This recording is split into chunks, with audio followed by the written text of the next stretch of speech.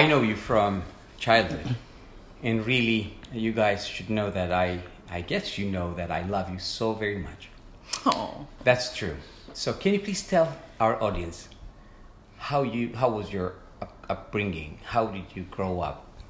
Well, I was born in Asmara, back home. I came to America when I was about 8 years old, and so my whole family moved to Houston because my uncle was already living here, and so we got a diversity visa to be able to enter into the country. And Betsy. and I was born here in Houston, born and raised.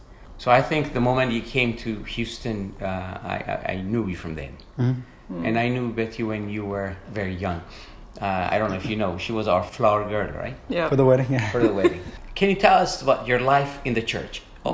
This year's, were you active in the church? How was it as you grew up? We grew up in a church home, with my parents, of course, teaching us the values of the Bible and the value of prayer. But at the same time, maybe it's because of young years, we didn't really understand the Bible to be anything more than just a book of stories about Adam and Eve, Noah's Ark, Jonah and the whale. And so we took those stories to mean that these men were mighty heroes, like these are men we should look up to.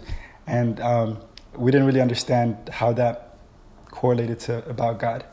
We knew that God was the one doing these miracles through them, but we thought the story was more about them, and we didn't really understand the truth behind it about Christ. So we started going to a church when I was about 7 years old back home, which started to show it in a different light. They would show us videos about David and Goliath, and they would explain to us how God is the one delivering them. But even then, it was still seemed like stories and encounters of thousands of years ago of people encountering God, rather than the truth that it is now that we've come to understand it to be. But at that time, it was just that. It was just stories. I really don't ever remember a time where I was not attending church. Like I, in the same way, grew up in a faith-filled home, and mom and dad every Sunday morning. That was just the thing to do, is go to church. And so I never found there was never really a time where I was outside of the church. But I would say, for the most part, it was like more of a physical presence in terms of being at church versus like the spiritual experience. And that really didn't happen until way later. But just growing up, that was definitely the thing to do on Sundays. Go to church. But like you said, there is a time when way later you understood something, and you also you thought that the Bible was about story of the people. Yeah. Then one time probably it changed. What was the reason for that change? So we knew that God had rules, that there was the 10 Commandments, that we're not supposed to break them, and that and we knew we had some vague idea about Jesus having to be punished for the things that we did wrong. But it still didn't click, because you hear these stories, and even that seemed like a story. We celebrated on Christmas, we celebrated on Easter, Fasiga, all these different things, but it never really clicked until I was about 16.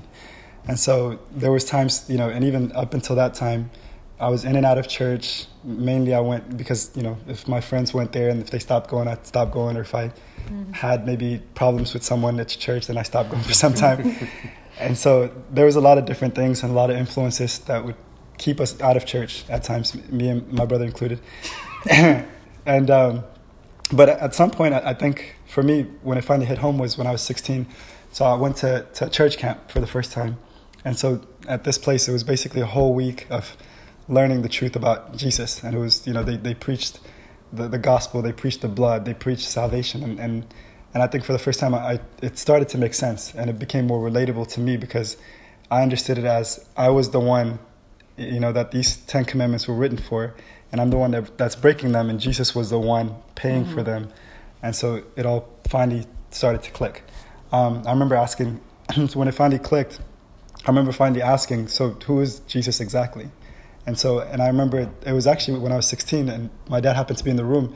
And so he basically had me open to the book of John, chapter 1. And so we sat and read it together, and it was, you know, the Word became flesh. The Word was with God. The Word was God. And so he basically, you know, explained to me that the word that is talking about, if you replace it with the word Jesus, that Jesus was with God in the beginning. Jesus, you know, is God. And that for the first time it clicked. And so now it's even more personal, because it's God himself who wrote the laws, the 10 commandments that I'm supposed to have been keeping my whole life, which I knew I was breaking. But now I realized that he himself was the one that put himself in a human person of Christ, and came down and actually paid for the very thing that he was, you know, trying to save me from, which is the sins that I was committing against him. And that's when I first time honestly accepted the gospel and accepted Christ into my heart. And it was a complete radical change, or it was progressional even at the age of 16? I think a lot of people think, yeah. So from the perspective of the people that know me, because they know the things I used to do before and after, and we can go into that later, and and they know that that for them it was a radical change, because all of a sudden it's like I didn't care for the things that I used to care for. I didn't do the things I used to do. I didn't listen to the things that I used to listen to, and I started kind of changing out my friends, the people that I used to hang out with. So for them it was very radical, just, you know, night and day change overnight. For me, I can see that part of it from their point of view, but I still felt like there was things that I'm changing externally, because I know what I have to do, and if I'm professing Christ, I can't show that I'm living a double life, but the heart still has to change. And so for me, I think the heart change was the longer process and the harder part, because what people can see, for them it's a quick change, but there was other things that still had to change, and God was slowly taking those things away from me.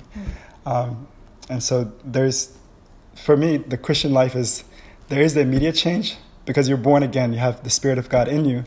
And so you become, you know, convicted of the things that you used to do. The sin becomes much weightier than it once was, when you really didn't care or didn't even acknowledge that it was sin. But there's also the progressive change, where God slowly sanctifies you, the process of sanctification, where it's a day after day change, where you take up your cross every morning and follow after him. I think I do remember I don't remember the exact date, but I know when I saw the change myself, so I can witness to that. So, but Betty, yours was it radical change? Is it different from his experience? Yeah, I think I always knew how to conduct myself externally, you know, so I don't think there was really that sort of behavioral change, and, you know, especially within like my church community. But I do recall when, like, just internally, when I decided to give my life, you know, to Christ and start taking him seriously. There was a young lady that was teaching us in Sunday school, and she just kept on saying, you know, now's the time. If you haven't started taking him serious, now is the time. And so at that point, that's when I really believe that I accepted Christ at that point. At the age of? The 6th grade or so. 6th grade. Okay. That's where I really think that, you know, internally I knew I'm in need of a savior. You know, I'm not good enough. I'm